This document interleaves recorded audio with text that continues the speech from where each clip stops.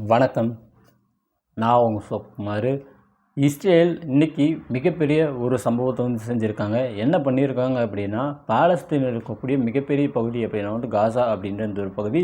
So இந்த ஒரு பகுதியை பிடிக்கிறது தான் அவங்களுடைய நீண்ட நாள் எண்ணமாக இருக்குது. இப்படி இருக்கும்போது அந்த காசாவில் இருக்கக்கூடிய மக்கள் அங்கே அந்த போர் பதற்றம் இருக்கிறனால அவர்கள் எல்லாருமே பார்த்திங்கன்னா ஒரு குறிப்பிட்ட பகுதியை போய் சேர்றாங்க. அதாவது முகாம்னு சொல்லுவாங்க. ஸோ அந்த இடத்துல போயிட்டு அந்த காசாவில் இருக்கக்கூடிய ஒட்டுமொத்த மக்களுமே அங்கே போய் தஞ்சமாகறாங்க. கிட்டத்தட்ட 10 லட்சம் மக்கள் பார்த்திங்கன்னா அந்த இடத்துல தஞ்சமாகறாங்க. ஸோ இப்படி இருக்கும்போது அமெரிக்கா எல்லாருமே என்ன சொன்னாங்க அப்படின்னா, அந்த பகுதி அந்த ரஃபா அப்படின்ற அந்த குறிப்பிட்ட பகுதி மேலே இஸ்ரேல் நீங்கள் தாக்குதல் நடத்தக்கூடாது, மற்ற இடங்களில் நீங்கள் ஃபைட் பண்ணிக்கலாம், அதற்கு ஆதரவு தெரிவிக்கணுன்ற மாதிரி அவங்க சைலண்ட்டாக இருந்தாலுமே இந்த இடத்துல இஸ்ரேல் அவங்க சொன்னது கேட்குற மாதிரி இல்லை. என்ன பண்ணிடுச்சு அப்படின்னா, கடந்த 26ஆம் தேதி 27ஆம் தேதி 28ஆம் தேதின்னு சொல்லிட்டு 3 நாட்களாக பார்த்தீங்கன்னா அந்த ரஃபா பகுதியின் மீதே தாக்குதல் நடத்துகிறாங்க. ரீசன் என்ன அப்படின்னா, அங்கே ஹமாஸ் அப்படின்ற இந்த தீவிரவாத குழுவை சேர்ந்த ஆட்கள் உள்ளே இருக்காங்க. அதே மாதிரி இந்த பாலஸ்தீனத்துக்கு தேவையான உதவிகள், இராணுவ சம்பந்தமான உதவிகள் எல்லாமே பார்த்திங்கன்னா இந்த வழியாக தான் வருது. அதனால தான் நாங்கள் அந்த பகுதியை தாக்குதல் நடத்துகிறோம் அப்படின்ற மாதிரி இஸ்ரேல் சொல்கிறாங்க.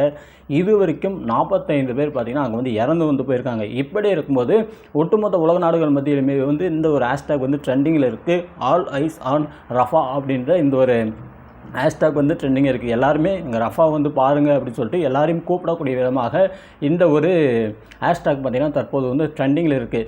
ஏன் நம்ம இஸ்ரேல் இந்த காசா அப்படின்ற ஒரு பகுதி, இந்த ரஃபா அப்படின்ற ஒரு பகுதி ஒட்டுமொத்தம் பிடிக்குன்னு சொல்லிட்டு ஏன் நினைக்கிறாங்க? என்ன காரணம் அப்படின்னா, இந்த ரஃபா இந்த காசா அப்படின்றது ஒட்டுமொத்த பகுதியுமே பார்த்திங்கன்னா கடற்கரைக்கு ஓரமாக இருக்குது. ஸோ அப்படி இருக்கும்போது பாலஸ்தீன் ஏதாவது கடல் மூலியமாக ஏதாவது வணிகம் செய்யணும்னு நினைச்சாலும் சரி, எதுனாலும் சரி, இவர்களை அறியாமல் எதையும் செய்ய முடியாது. இவர்கள் இந்த பகுதியை பிடிச்சிக்கிட்டாங்க அப்படின்னா ஸோ ஒட்டுமொத்த பகுதியுமே இவங்க மற்றபடி என்னென்ன டீலிங் வைக்கணுமோ எல்லா வணிகம் பண்ணுறதோ ஸோ எல்லா விஷயம் இவங்க அங்கேருந்து பார்த்துக்க முடியும். அதற்காக தான் இந்த ஒட்டுமொத்த காசா ஸ்ட்ரிப் பிடிக்கணும்னு நினைக்கிறாங்க. ஒரு சிலர் என்ன சொன்னாங்க அப்படின்னா, அங்கே பார்த்தீங்கன்னா மிகப்பெரிய புனித தலைமை இருக்குது, அதனால தான் இந்த காசா ஸ்ட்ரிப் அவங்க பிடிக்கிறதுக்காக இந்தளவுக்கு ட்ரை பண்ணுறாங்க அப்படின்னு சொல்லிட்டு ஒரு சிலர் சொன்னாலுமே, இன்னும் ஒரு சிலர் என்ன சொல்கிறாங்க அப்படின்னா, இந்த காசா ஸ்ட்ரிப் அப்படின்ற பார்த்தீங்கன்னா முழுக்கவே கடலை ஒட்டி இருக்குது. அதனால தான் இந்த காசா ஸ்ட்ரிப் பகுதியை பிடிச்சா அது இஸ்ரேலுக்கு நல்லதாக இருக்கும், இஸ்ரேல் வணிகம் செய்கிறதுக்கு எல்லாத்துக்குமே பார்த்தீங்கன்னா ஃபியூச்சரில் நல்லாயிருக்கும் அப்படின்ற ஒரே ஒரு காரணத்துக்காக தான் இந்த காசா ஸ்ட்ரிப் பகுதியை பிடிச்சிருக்காங்க அப்படின்ற இந்த ஒரு விஷயத்தை சொல்கிறாங்க.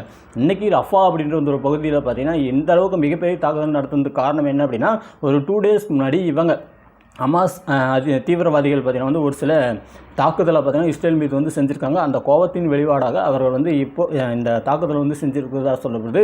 இந்த தாக்குதல் இத்துடன் நிறைவடையுமா அப்படின்னா இல்லை. இன்றைக்கி பார்த்திங்கன்னா இஸ்ரேல் ஒரு ஸ்டேட்மெண்ட் கொடுத்துருக்காங்க. என்ன ஸ்டேட்மெண்ட் அப்படின்னா, இந்த தாக்குதல் இன்னும் 7 மாத காலங்களுக்கு நடக்கும் அப்படின்னு இந்த விஷயத்தை சொல்லியிருக்காங்க. அதுதான் என்ன சொல்கிறாங்க அப்படின்னா, அந்த காசா அப்படின்ற அந்த ஒட்டுமொத்த ஸ்ட்ரிப் இருக்குல்ல, ஸோ அந்த மிகப்பெரிய அந்த ஒரு ஏரியாவை பார்த்திங்கன்னா 3 பாகங்களாக பிரிக்க போகிறாங்க. ஒவ்வொரு பாகத்துலையும் பார்த்திங்கன்னா டோல்கேட் மாதிரி அமைச்சு ஒவ்வொன்றையும் பார்த்திங்கன்னா செக் பாயிண்ட்ஸாக வைக்க போகிறாங்க. இப்போவே பார்த்திங்கன்னா எக்கச்சக்க செக் பாயிண்ட்ஸ் அங்கங்கே பார்த்தீங்கன்னா இஸ்ரேல் வச்சிருக்காங்க. இந்த பக்கம் எகிப்து, கீழே எகிப்து இருக்கும், மேலே பார்த்தீங்கன்னா காசா இருக்கும், சென்ட்ரலில் பார்த்தீங்கன்னா அந்த ரஃபா அப்படின்ற அந்த குறிப்பிட்ட பகுதி பார்த்தீங்கன்னா இருக்கும். அந்த ரஃபா அப்படின்ற அந்த குறிப்பிட்ட பகுதி பார்த்தீங்கன்னா இங்கே எகிப்துக்கு நியரிங், எகிப்தை ஒட்டியே தான் அந்த ரஃபா அப்படின்ற அந்த ஒரு பகுதி இருக்குது. எகிப்துன்னு நினச்சாங்க அப்படின்னா அந்த ரஃபாவில் இருக்கக்கூடிய ஒட்டுமொத்த மக்களையும் இங்கே அழைச்சிட்டு அவர்களுக்கு உதவி செய்யலாம். ஆனால் எகிப்து என்ன சொல்லிட்டாங்க அப்படின்னா, இல்லை நாங்கள் அந்த மாதிரி உதவி செய்ய மாட்டோம், எங்களால் முடிந்த உணவு அடிப்படை வசதிகள் என்ன தேவையோ அதை நாங்கள் செஞ்சு கொடுக்குறோம், நீங்கள் அங்கேயே இருங்கன்னு சொல்லிட்டு எகிப்து சொன்னதுனால ரஃபா மக்கள், அந்த ரஃபா பகுதியில் இருக்கக்கூடிய மக்கள் அங்கேயே இருக்காங்க. இங்கேயும் வெளியில் வர முடியாத அந்த ஒரு கண்டிஷனில் பார்த்தீங்கன்னா இக்கட்டான சூழ்நிலை அந்த காசாவிலிருந்து இடம்பெயர்ந்த ஒட்டுமொத்த மக்களுமே அந்த இடத்துல வந்திருக்காங்க. இப்படியே இருக்கும்போது இஸ்ரேல் இந்த அளவுக்கு கொடுமையான ஒரு தாக்குதலை செஞ்சுருக்காங்க. பல பேர் இறந்து போயிருக்காங்க. கிட்டத்தட்ட இது வரைக்குமே 35,000 பேர் இறந்து போயிருக்காங்க. இதில் 70% பெண்கள் குழந்தைகள்னு சொல்கிறாங்க. இப்போ 45 பேர் செத்து போனாங்களே, அதில் கூட பார்த்தீங்கன்னா கிட்டத்தட்ட பாதிக்கு பாதி குழந்தைகள் தான் இறந்து போனாங்க அப்படின்ற ஒரு விஷயத்தை சொல்கிறாங்க. கேட்கும்போதே ரொம்ப ரொம்ப கஷ்டமாக இருக்குது. இதற்கு விடுவு காலம் பிறக்குமா அப்படின்னு பார்த்தீங்கன்னா இது எப்போ பிறக்கும் என்னன்னு சொல்லிட்டு நம்மளுக்கு தெரியல. இஸ்ரேல் இப்போது மிகப்பெரிய ஒரு விஷயத்தை செஞ்சிட்ருக்காங்க. என்ன அப்படின்னா, மேலே காசா ஸ்ட்ரிப் இருக்குது, கீழே எகிப்து இருக்குது. ஸோ காசா ஸ்ட்ரிப்புக்கும் அந்த எகிப்துக்கும் இடையில் பார்த்திங்கன்னா ஒரு குறிப்பிட்ட பகுதி இருக்குது. ரஃபா அப்படின்ற பகுதிக்கு கீழே பார்த்திங்கன்னா ஒரு பகுதி இருக்குது. அந்த பகுதியுடைய ஒட்டுமொத்த நீளம் அப்படின்னு பார்த்தீங்கன்னா 14 கிலோமீட்டர். இந்த பகுதியோட பேர் என்னன்னு பார்த்தீங்கன்னா பிளரோபிக் கொரிடர் அப்படின்னு சொல்லுவாங்க.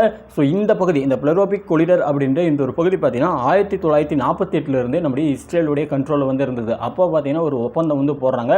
அந்த ஒப்பந்தத்தின் மூலியமாக இந்த பிளரோபிக் கொரிடோர் அப்படின்றது ஒரு பகுதி வந்து ஒட்டுமொத்தமாக நம்முடைய இஸ்ரேலுடைய கட்டுப்பாட்டில் வந்து வருது. ஸோ இப்படி இருக்கும்போது எகிப்துக்கும் இஸ்ரேலுக்கும் வந்து சண்டை வந்து மூண்டதுனால எகிப்து வந்து என்ன சொல்லிட்டாங்க அப்படின்னா, நாங்கள் வந்து இதை வந்து பிடிக்க போகிறோம்னு சொல்லிட்டு பார்த்தீங்கன்னா அவங்க வந்து எல்லா பகுதியிலும் வந்து மீண்டும் வந்து பிடிச்சாங்க. இப்படி இருக்கும்போது இப்போ இந்த போர் வந்து நடந்துட்டு இருக்கனால மீண்டும் நம்முடைய இஸ்ரேல் வந்து உள்ள களமிறங்கி கிட்டத்தட்ட 75% இடங்களை வந்து பிடிச்சதாக சொல்லப்படுது. இன்னும் 25% இடங்கள் தான் வந்து இருக்குது. அதையும் வந்து நாங்கள் வந்து எங்களுடைய கண்ட்ரோல்குள்ளே வந்து கொண்டு வந்துருவோம் அப்படின்ற இந்த ஒரு விஷயத்தையும் நம்முடைய இஸ்ரேல் வந்து சொல்லியிருக்காங்க. அந்த நம்ம பாலஸ்தீன் அந்த காசா பகுதிக்குள்ள வந்து போகணும் அப்படின்னாவே எக்கச்சக்க செக் பாயிண்ட்ஸை பார்த்தீங்கன்னா நம்ம இஸ்ரேல் வந்து ஓப்பன் பண்ணி வச்சுருக்காங்க. நீங்கள் உள்ளே போகணும் அப்படின்னா சாதாரணமாக வந்து போக முடியாது. ஒரு இடத்துல வந்து இன்னொரு இடத்துக்கு போகணும் அப்படின்னா கண்டிப்பாக அந்த டோல்கேட்டை வந்து கிராஸ் பண்ணணும் அப்படின்னா உங்களுக்கு வந்து கண்டிப்பாக பாஸ் வந்து தேவைப்படும். அது இல்லை அப்படின்னா கண்டிப்பாக வந்து அனுமதி செய்ய மாட்டாங்க. இன்னும் எத்தனை நாளுக்கு அந்த மக்கள் வந்து உயிரோடு இருப்பாங்கன்னு நம்மளால் வந்து சொல்ல முடியாது. ஸோ அந்த மாதிரி சுச்சுவேஷன் அவர்களுக்கு வந்து உணவு, உடை, இருப்பிடம் அப்படின்ற இந்த மாதிரி விஷயங்கள் அடிப்படை வசதிகள் வந்து கிடைச்சிது அப்படின்னா அந்த மக்கள் வந்து இருப்பாங்க. இப்போ வரைக்கும் பார்த்தீங்கன்னா ஏதோ வந்து எகிப்து வந்து தங்களால் முடிஞ்ச உதவி வந்து செஞ்சுட்டு இருக்கிறனால ஏதோ வந்து பொழப்பு ஓட்டுனுக்கிறாங்க. பட் இதே நிலைமை வந்து நீடிச்சது, எந்த உணவுப் பொருட்களும் உள்ள வரக்கூடாது, அடிப்படை வசதிகளும் உள்ள வரக்கூடாது அப்படின்னு சொல்லிட்டு அவங்க வந்து முடிவு பண்ணிட்டாங்க அப்படின்னா கண்டிப்பாக அங்கே பேரிழப்புகள் இருப்பதற்கான வாய்ப்புகள் வந்து ரொம்ப ரொம்ப அதிகமாக இருக்குது. இவங்க வந்து விட்டு போயிடலாம், ஆனால் விட மாட்டேங்கிறாங்க. ஏன் அப்படின்னா வணிகம் செய்வதற்கான மிக முக்கியமான இடமாக பார்த்தீங்கன்னா அந்த குறிப்பிட்ட பகுதி வந்து இருக்குது. அதனாலேயே இஸ்ரேல் வந்து இப்போ வரைக்கும் உட்காந்து விடவே முடியாது அப்படின்ற மாதிரி உட்காந்துருக்காங்க. அமெரிக்காவும் பார்த்தீங்கன்னா அந்த இடத்து மேலே தாக்குதல் நடத்தாதீங்க, அமெரிக்கா ஐநாலாம் வந்து என்ன சொன்னாங்க அப்படின்னா அங்கே வந்து தயவு செஞ்சு தாக்குதல் நடத்தாதீங்க, மற்ற இடத்துல வந்து தாக்குதல் நடத்திங்கன்னு சொன்னாங்க. ஆனால் இப்போ வந்து இந்த மாதிரியான அட்டாக் போட்ட உடனே அமெரிக்கா வந்துக்குன்னு அவர்களும் வந்து இந்த மாதிரி வந்து பண்ணியிருக்கக்கூடாது, இந்த மாதிரி போரை வந்து நிறுத்தணும் அப்படின்ற இந்த ஒரு அறிவிப்பையும் பார்த்தீங்கன்னா அவங்க வந்து சொல்லியிருக்காங்க. ஆனால் இதை வந்து கொஞ்சம் ஏற்க மறுத்து இருக்கிறது நம்முடைய இஸ்ரேல். ஸோ என்ன நடக்க போகுதுன்னு சொல்லிட்டு நம்ம எல்லாரும் பொறுத்து தான் பார்க்கலாம். சோஷியல் மீடியா முழுக்கவே வந்து இந்த ஒரு ஹேஷ்டாக் தான் வந்து ட்ரெண்டிங்கில் இருக்குது. நம்முடைய இந்தியன் ஆக்ட்ரஸே பார்த்திங்கன்னா சமந்தா, த்ரிஷா அப்படின்னு சொல்லி வந்து பல பேர் பார்த்திங்கன்னா சோஷியல் மீடியாவில் இதை வந்து ஷேர் செஞ்சிட்ருக்காங்க. ஸோ நம்மளும் பார்த்திங்கன்னா இந்த ஒரு விஷயத்தை வந்து உங்கள்கிட்ட வந்து ஷேர் பண்ணணும் அப்படின்றதுக்காக தான் இந்த ஒரு வீடியோ வந்து பதிவிட்டோம்.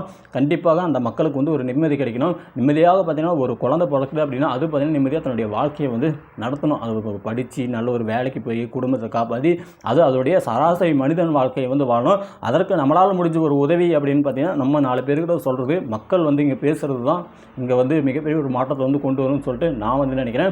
இந்த வீடியோ அப்படி தான் மறக்காம சேனலை சப்ஸ்கிரைப் பண்ணுங்கள், கூட பெல் ஐக்கானை ப்ரெஸ் பண்ணுங்கள்.